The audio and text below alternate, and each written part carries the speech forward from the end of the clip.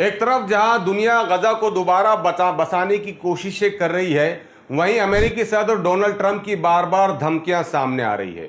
آج امریکی صدر کی دھمکی کیا سامنے آئی، اس پر پلٹوار کرتے ہوئے القسام بریگیڈ کے ترجمان ابو عبیدہ نے امریکہ اور اسرائیل کو زبردست دھمکیاں دے دی۔ ڈونلڈ ٹرمپ نے امدادی پیکیج پر کچھ کہنے کی بجائے حماس کو ایک بار پھر دھمکی دے دی کہ وہ غزہ سے نکل جائے، قید کیے گئے اسرائیلیوں کو واپس کر دے، ورنہ اپنے انجام کو بھگتنے کے لیے تیار رہے۔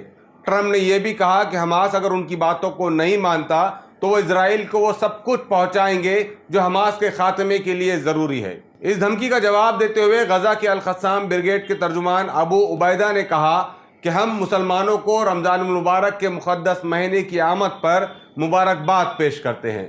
یہ فتوحات کا مہینہ ہے، خاص طور پر فلسطین اور غزہ کے اپنے لوگوں کے لیے۔ الجزیرہ سے ملی رپورٹ کے مطابق ابو عبیدہ نے ڈونلڈ ٹرمپ کی دھمکی پر پلٹ وار کرتے ہوئے کہا کہ ہم جنگ کے لیے تیار ہیں۔ اگر دشمن ہم پر دوبارہ جنگ مسلط کرے گا تو اسے پہلے سے زیادہ تباہی دیکھنا پڑے گی۔ ابو عبیدہ آگے کہتے ہیں کہ دشمن کی جنگ کی دوبارہ شروع کرنے کی دھمکی ہمیں صرف اس بات پر ابھارے گی کہ ہم اس کی باقی بچی کچی ساکھ کو بھی خاک میں ملا دیں گے۔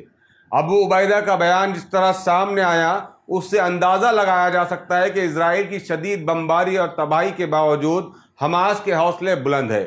ابو عبیدہ ٹرمپ کی دھمکی کے بعد اپنے بیان میں یہ بھی کہا کہ دشمن جو کچھ جنگ کے ذریعے حاصل نہ کر سکا، وہ اس طرح کی دھمکیوں اور چالوں سے کیسے حاصل کر پائے گا۔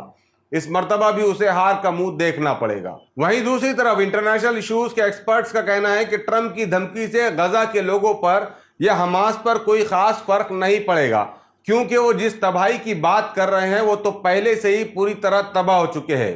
ان کے پاس کھونے کے لیے کچھ نہیں بچا ہے۔ اس لحاظ سے ٹرمپ کی دھمکی بیکار نظر آ رہی ہے، جو نہ ہی حماس پر کام کرے گی اور نہ ہی غزہ کے لوگوں پر۔ یہ تھا فلسطین سے متعلق ایک اہم اپڈیٹ جو ہم نے آپ تک پہنچانے کی کوشش کی ہے۔ ایسے اور اپڈیٹس کے لیے دیکھتے رہیے ایشیا ایکسپریس ٹی وی۔ شکریہ۔